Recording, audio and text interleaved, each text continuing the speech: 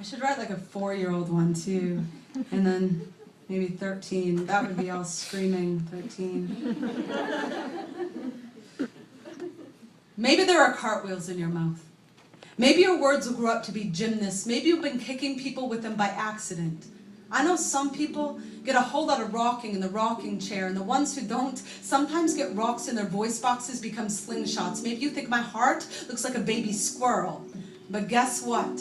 You absolutely miss when you tell the class I have head lice, because guess what? I 100% absolutely do not have head lice, and even if I do, it is a fact that head lice prefer clean heads over dirty ones, so I am clean as a whistle on a teapot. My mother says it is totally fine if I blow off steam, as long as I speak in an octave. My kindness can still reach. My kindness knows mermaids never ever miss their legs in the water, because there were better ways to move through an ocean than kicking. So guess what?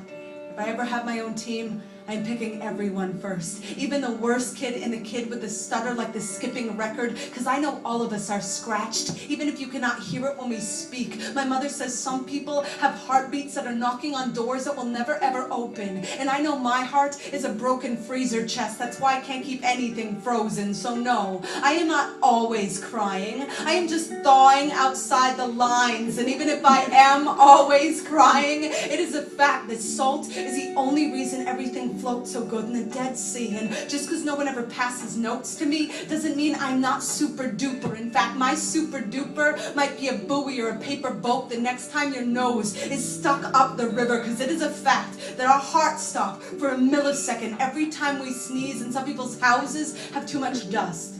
Some people's fathers are like addicts. I've heard addicts have monsters in their walls and shaky stairs. If I lived in a house that had an attic, I'd think I'd nightmare, a burglar in my safety chest, or maybe I'd look for rest in the sticks and stones, because my mother said a kid can only swallow so much punch before he's drunk on his own fist. But the only drunk I have ever known was sleeping in the alley behind my church, and Jesus turned water into his wine, so even God has his bad days. But on your bad days, couldn't you just say, hey, I'm having a bad day, instead of telling me I'm stupid or poor, or that I dress like a boy, because maybe I am a boy and a girl. Maybe my name is Andrea Andrew. So what? It is a fact that bumblebees have hair on their eyeballs, and people also should comb through everything they see. Like an anchor man is not a sailor. Like the clouds might be a pillow fight. Like my mother said, every bird perched on a telephone wire decides the direction of its flight, but the conversations running through its feet. So I know everything I speak can make hurricanes in other people's veins, or shine their shiny shine. So maybe sometime, if somebody would sit beside me on the bus, I could say, guess what? It is a fact that manatees have vocal cords, even though they don't have ears, just like Beethoven played music, even when he could no longer hear. And I know every belt that has hit someone's back is still a belt that was built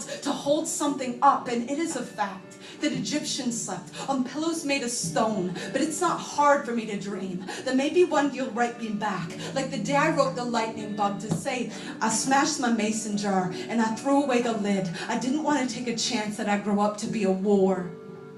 I want to be a belly dance, or a pogo stick, or a bookstore, or an accordion, or the fingerprints the mason left in the mortar between the bricks to prove that he was here, that he built a roof over someone's head to keep the storm from their faith. My mother says that's why we all were born.